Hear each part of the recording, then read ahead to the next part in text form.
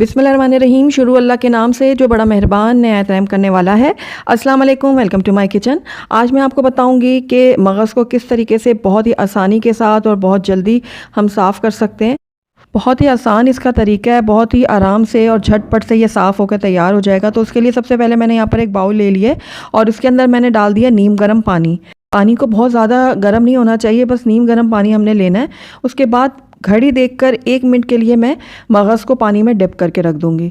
हमने बहुत ज़्यादा देर इसको डिप नहीं करना, बस 1 मिनट के लिए हम रखेंगे इसको पानी के अंदर।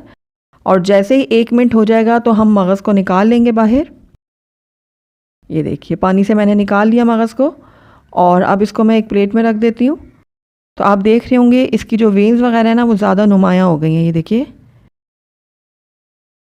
अब हम क्या करेंगे कि यहाँ पर मैंने एक ले लिए टूथपिक, और टूथपिक की मदद से मैं इसके दरमियान का जो ये वेन्स है ना, इसको मैं तोड़ दूँगी इस तरीके से। तो ये देखिए, दरमियान में जितनी भी वेन्स थी इसको मैंने टूथपिक की मदद से तोड़ दी हैं। ये देखिए इस तरीके से। अब बहुत ही आसानी के साथ सारी की सारी वेन्स जो है वो निकलती चली जाएंगी। ये देखिए, टूथपिक की मदद से मैं वेन्स को इस तरीके से उठा रही हूँ और ये देखिए कितनी आसानी से निकल रही हैं। और कई वेन्स जो हैं वो एक साथ ही निकलती चली जा रही हैं। ये देखिए, टूथपिक की मदद से मैंने इसको थोड़ा सा उठाया और ये देखिए ये निकल गई बाहर। तो बस इसी तरीके से मैं इस तरह से भी सारी वेन्स निकाल लूँगी। ये देखिए, टूथपिक की मदद से मैंने इसको उठाया और ये देखिए सारी की सारी वेन्स निकल रही हैं। काफ़ी लोगों को प्रॉब्लम होती है, उनसे मगज़ जो है वो आसानी से साफ़ नहीं हो पाता। तो इस तरीके से वो साफ़ करेंगे तो बहुत ही आसानी के साथ वो मगज़ को साफ़ कर पाएंगे। ये देखिए, एक दफ़ा में ही कई वेन्स जो है वो निकल रही हैं।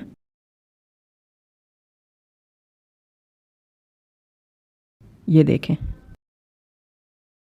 तो बस इसी तरीके से मैं सारी के सारी वेन्स जो है वो निकाल लेती हूँ। तो देखिए, बहुत ही कम टाइम में बहुत ही आसानी के साथ हमने मगज़ को साफ़ कर लिया। तो चलिए अब इसको बनाना शुरू करते हैं।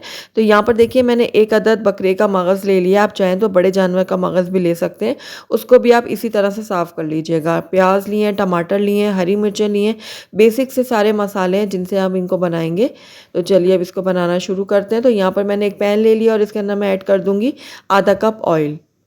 ऑयल जैसे ही थोड़ा गर्म हो जाएगा तो इसके अंदर हम डालेंगे प्याज। तो मैंने 2 दरमियाने साइज़ के प्याज लिए थे जिनको मैंने बारीक चॉप कर लिया था। ये मैंने डाल दिए पैन के अंदर। प्याज को अब मैं फ्राई करूँगी कुछ देर के लिए। इतनी देर फ्राई करूँगी कि प्याज हमारे थोड़े नरम हो जाएं।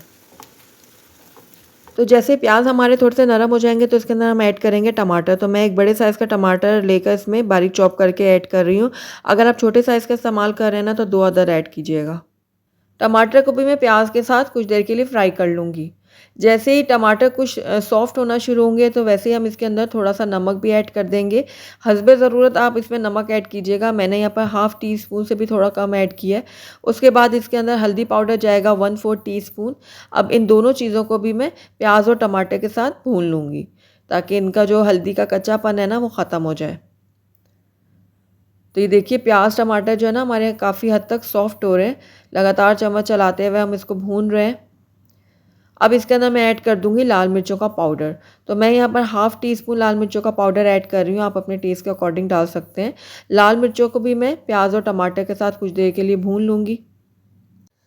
कुछ देर भूनने के बाद इसके अंदर मैंने बकरे का जो मगज़ था वो डाल दिया था, लेकिन अनफॉर्चुनेटली जो कैमरा था वो ऑफ़ था तो इसलिए मैं आपको दिखा नहीं सकी। तो ये मैंने मगज़ डालने के बाद इसको अब मैंने भूनना है।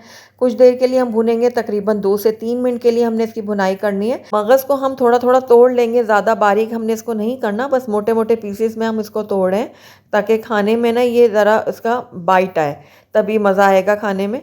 तो ये देखिए, इस तरह से मैं 2 से 3 मिनट के लिए मगज़ की भी भुनाई कर लूँगी।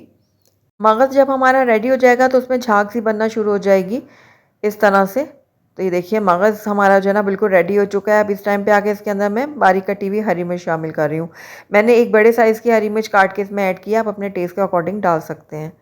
अच्छा, मोटी वाली जो हरी मिर्च है ना वो भी डाल सकते हैं, उससे भी बड़ा अच्छा टेस्ट आता है। तो बस अब आखिर में मैंने चूल्हा बंद कर दिया है और इसके अंदर डाल दूंगी मैं हरा धनिया कटा हुआ, और इसको भी मैं अच्छी तरह से मिक्स कर लूँगी। तो बस हमारा मगज़ फ्राई है ना वो बन के रेडी हो चुका है। आइए इसको अब हम प्लेट आउट कर लेते हैं। अल्हम्दुलिल्लाह हमारा बहुत ही मज़ेदार, बहुत ही टेस्टी सा मगज़ फ्राई बन के तैयार हो गया और आपने देखा बेसिक से मसाले इसके अंदर गए हैं, लेकिन ये टेस्ट में एकदम लाजवाब बना है। तो जब भी आप कभी मगज़ बनाएँ तो मेरी इस रेसिपी को ज़रूर ट्राई कीजिएगा। मुझे पूरी उम्मीद है आपको ये सादा सा मगज़ फ्राई ज़रूर पसंद आएगा। गरम-गरम रोटियों या पराठों के साथ इसको सर्व करें, सब घर वाले बहुत ही ज़्यादा खुश हो जाएँगे। तो अगर आपको मेरी ये रेसिपी पसंद आई है ना, इसको लाइक ज़रूर कीजिएगा, फ्रेंड्स और फैमिली में इसको ज़्यादा से ज़्यादा शेयर कीजिएगा। अगर आप पहली दफ़ा मेरे चैनल पे आएँ तो काइंडली इसको सब्सक्राइब भी कर लें और साथ ही बेल आइकन को भी प्रेस कर दें ताकि मेरी हर नई आने वाली वीडियो की नोटिफिकेशन सबसे पहले आप तक पहुँचे। और कमेंट करके मुझे ज़रूर बताइएगा कि आपको मेरी रेसिपी कैसी लगी। Thank you for watching. अल्लाह हाफ़िज़।